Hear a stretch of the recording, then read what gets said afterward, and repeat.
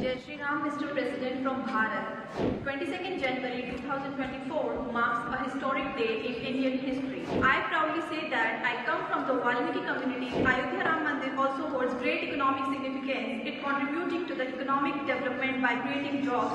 Ayodhya Ram Mandir is not just a temple, it is a great example of new India. India की economy की वजह से उनके वहाँ के पासपोर्ट की मतलब वैल्यू हर लिहाज से इंडिया में मतलब इंडिया की पूरी दुनिया में वैल्यू बनती जा रही है। ठीक है। जो पाकिस्तानी डियास्पोरा है वो पाकिस्तान के खिलाफ ऐसा प्रोपेगेंडा कर रहा है कि अब वो कह रहे हैं कि जो इंटरनेशनल एटॉमिक एनर्जी एजेंसी के जो चीफ हैं वो पाकिस्तान आए हैं और अब दहशतगर्दी को तो भाई हमने सपोर्ट किया है ना। हमने रशिया के खिलाफ अमेरिका को सपोर्ट किया, हमने रशिया को तुड़वाया, तालिबान को सपोर्ट किया, फिर हमने अमेरिका के साथ मिलकर उन तालिबान को मारना शुरू कर दिया। पाकिस्तान की हुकूमत और फौज जो है वो अपना न्यूक्लियर प्रोग्राम बेच देने लगी है, उसके बदले हम IMF से पैसे लेने लगे हैं। मियां चन्नू इंडिया के बॉर्डर से कितनी दूर है? 200-250 किलोमीटर तो होगा, कम से कम इतना तो होगा। मतलब उनका एक मिसाइल हमारी सरहद में 200-250 किलोमीटर अंदर तक आ जाता है और हमारा डिफेंस सिस्टम कहाँ है भाई? आप एक क्या कहते हैं 2 से 3 अरब डॉलर की सालाना इमदाद के लिए या कह लें कि क्वार्टरली इमदाद के लिए उनके तरले करते हैं, IMF के पास जाते हैं, ठीक है। अपनी सारी चीजें उनके पास गिरवी दिखवाते और हैं। मैं समझता हूँ भारत एक और पाकिस्तान की जो पोजीशन है एक एडवर्सियल पोजीशन है, एडवर्सरीज हैं, लेकिन इंतहाई डिसेंसी से पेश आते हैं। हम दुनिया को कहते हैं जी कि हमने ये कर लिया, हमने वो कर लिया, हमारा डिफेंस बड़ा मजबूत हो गया। भैया आपके डिफेंस को तो उनके एक मिसाइल ने एक्सपोज कर दिया। मैं यही कह रहा हूँ कि हम खुद उनके पास जा रहे हैं, ना जाएं। तो साजिश है ना उनकी, वो तो आपको डिस्टेबलाइज अच्छा। करना चाहते हैं, वो तो चाहते हैं कि आप डिस्टेबलाइज हो। उसकी रीजन आपको यह है नहीं कि लगता आपका खाली IMF पैसे ही ना दे हमें तो हम वैसे ही डिस्टेबलाइज हो जाएंगे? तो उन्हें साजिश करने की क्या जरूरत? मतलब भारत की सरकार कभी भी या उनके लोग कभी भी इस तरह की बात नहीं करते कि पाकिस्तान अपना न्यूक्लियर प्रोग्राम बेच देगा। ये हमारे लोग इतने अंधे हो गए हैं, इनको समझ नहीं आ रही कि अपने मुल्क के खिलाफ कह रहे हैं कि हम अपना न्यूक्लियर वेपन बेच देंगे। मतलब अपने घर में सांप पाल के और हम सोचते हैं कि वो सिर्फ हमारे हमसाये को डसेगा। नहीं, ऐसा नहीं होगा। जब आप अपने घर में सांप पालेंगे और फिर उसको दूध डालना बंद करेंगे तो वो आपको भी डसेगा।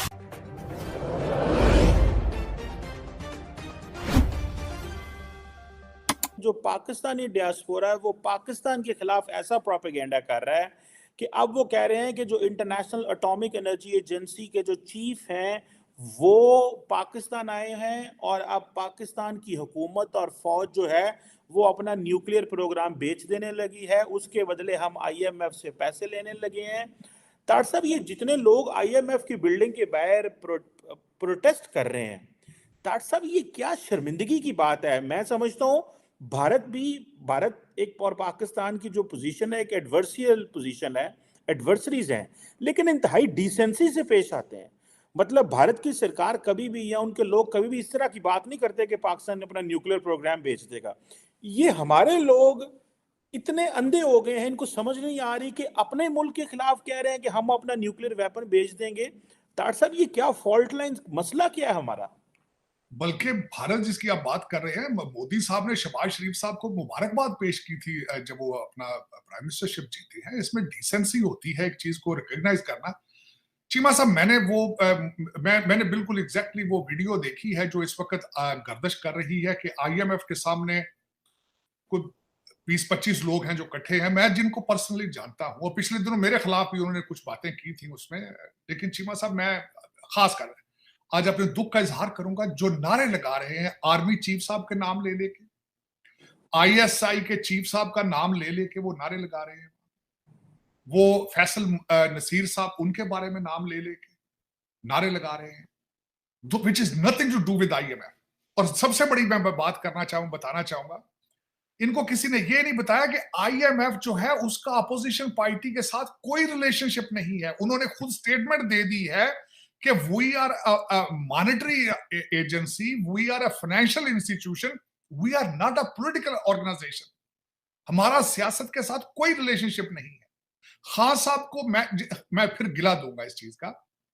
हाँ आजकल जो हम प्रोग्राम कर रहे हैं, खास तौर पे जो नौजवानों से बात करते हैं, ज्यादातर मोस्टली 90% नौजवान यही कह रहे हैं एजुकेटेड के भाई इंडिया की फॉरेन पॉलिसी बेहतर है, वो बहुत डेवलपमेंट की तरफ जा रहे हैं, उनके रिलेशन सबके साथ बेहतर हो रहे हैं। ये सब लोगों को अगर पाकिस्तान के पता चल गया है तो हमारे मिनिस्टर्स को, हमारी गवर्नमेंट को क्यों नहीं पता चलता? हम क्यों नहीं उनके साथ रिलेशन बेहतर कर लेते? ये तो जो भी इस टाइम गवर्नमेंट आती है वो अपने मफाद के लिए आती है, पब्लिक का तो कोई भी नहीं सोच रही। जैसे अब मैं एक स्टूडेंट हूँ, मैंने अपना वीज़ा अप्लाई किया है, तो उनकी रिजेक्शन ये होती है कि आपके मुल्क के मामला सभी आप पाकिस्तान से हाँ, तो वो रिजेक्शन लग जाती है, जिसकी वजह से। और इंडिया के दोस्त मेरे हैं कुछ, वो अप्लाई करते हैं तो उनको वीज़े मिल जाते हैं, सिर्फ उनकी इंडिया की इकोनॉमी की वजह से, उनके वहाँ के पासपोर्ट की मतलब वैल्यू। हर लिहाज से इंडिया में, मतलब इंडिया की पूरी दुनिया में वैल्यू बनती जा रही है। ठीक है। अच्छा, आपने बोला आपके दोस्त हैं, दोस्त सोशल मीडिया से बने या कैसे बने? जी सोशल मीडिया से बने कुछ ना, मैं वाहिद भी वक्त गुजार के आऊँ वहाँ पे मेरे कौन से दोस्त कंट्री?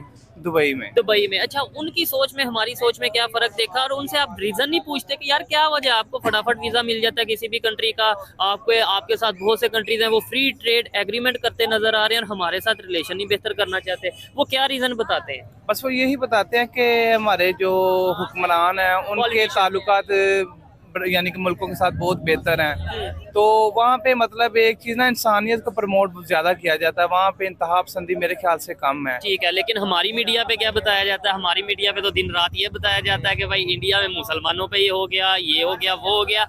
ये वो लोग हैं जो विजिट करके आए हैं, मतलब फॉरेन कंट्री का, वहाँ पे इंडियंस के साथ रह के आए हैं। अब ये झूठ बोल रहे हैं या वो लोग झूठ बोल रहे हैं जो आज तक कभी ना इंडियन से मिले हैं, ना कभी उनके साथ मुलाकात हुई है, ना कभी इंडिया गए हैं? नहीं, वो बड़ा अच्छा प्यार देते हैं, वो उनके कभी भी हमने ये नहीं देखा, उनके त्यौहार आते हैं वो हमारे त्यौहार में शरीक अच्छा। होते हैं, हम उनके त्यौहार में शरीक हुए हैं। खान साहब जो कि ऑक्सफोर्ड के ग्रेजुएट हैं और इस वक्त वो पीरो मुर्शद बन चुके हैं, उनको ऑक्सफोर्ड ये नहीं सिखा सका कि you have to approach an appropriate organisation entity, appropriate entity. मैंने शायद कल ही ये कहा था कि आप रिपब्लिकन पार्टी को लेटर लिख दें क्योंकि वो पॉलिटिकल पार्टी है, आप डेमोक्रेट पार्टी को लिखें कि आप हमारी मत, यार IMF को जाके कहना और फिर उसके सामने खड़े होके आप आर्मी चीफ का नाम ले लेके गालियां निकाल रहे हैं। और एक इसमें मुझे ये बताएं चीमा साहब, फायदा किसका है? फायदा हो रहा है किसी? लोग आज जो IMF के सामने, मैं खासकर देखने वालों को ये भी बताना चाहूंगा कि IMF का ऑफिस वॉशिंगटन DC में मेरा ख्याल 4 या 5 ब्लॉक दूर है व्हाइट हाउस से। वर्ल्ड बैंक के साथ अगली गली में अंदर वर्ल्ड बैंक है, साथ 5 ब्लॉक के फासले पे स्टेट डिपार्टमेंट है।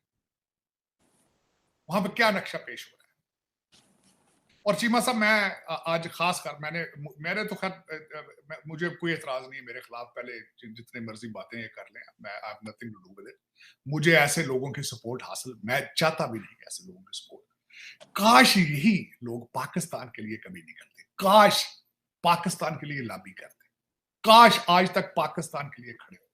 साथ कुछ ऐसे लोग वहां खड़े मौजूद थे जब मैंने वो वीडियो देखी है, जो ये कहते हैं कि पाकिस्तान अगर खान नहीं तो हमें पाकिस्तान ही नहीं चाहिए। नौज़बिल्लाह।